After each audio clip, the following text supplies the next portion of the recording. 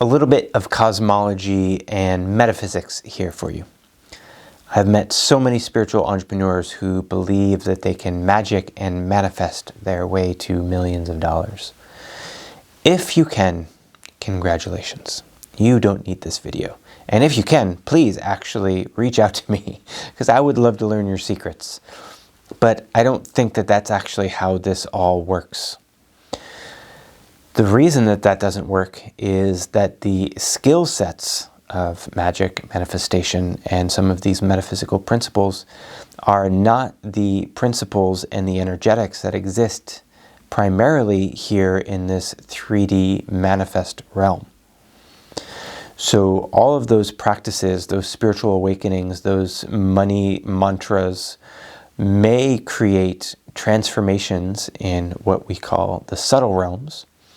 So the astral, the etheric, the mental realm, depending on your cosmology, your system, or what you believe in, that's where those operations are happening. And they can have an effect on the 3D world, but typically not consistently and reliably enough to actually build a business that is going to take you where you want to go. The truth is that your business and your clients exist here on earth.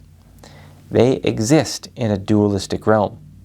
They exist with their feet on the floor, and that's where you need to encounter them. So one of the things that I often end up instructing spiritual entrepreneurs on is what I call touching down. And most of the spiritual entrepreneurs I find before they're working with me are floating a little bit. So they're doing some things, they've got the social media account, they're talking about their service, but they haven't actually come down into the specificity of who they are, what their business is, what it was built for, how to build the strategy, the tactics, the mechanisms, the systems, the processes, the KPIs, the metrics, and all of those other words and three-letter acronyms that are probably making your skin crawl right now.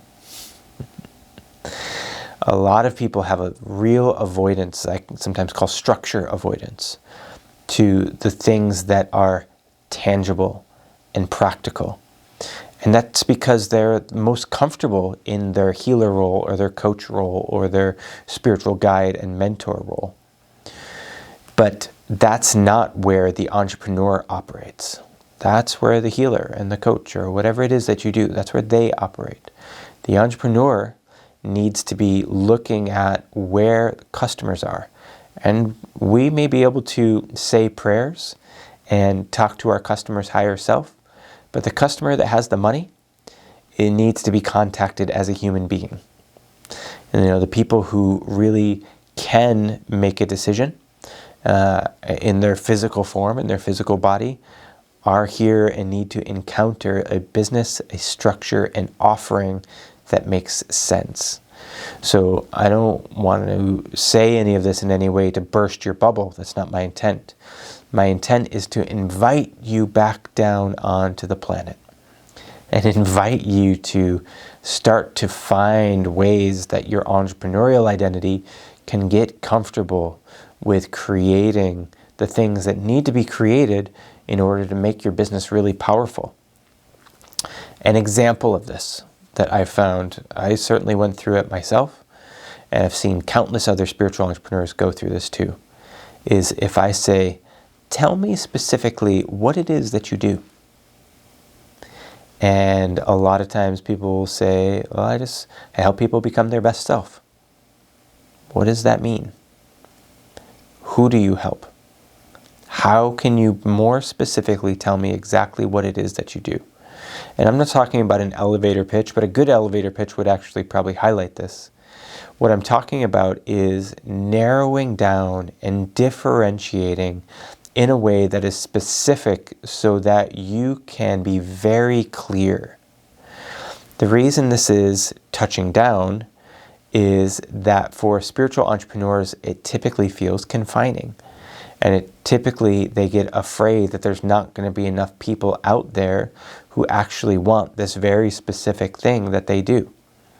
So this specificity is a way that you can practice the discomfort that often arises by being very specific.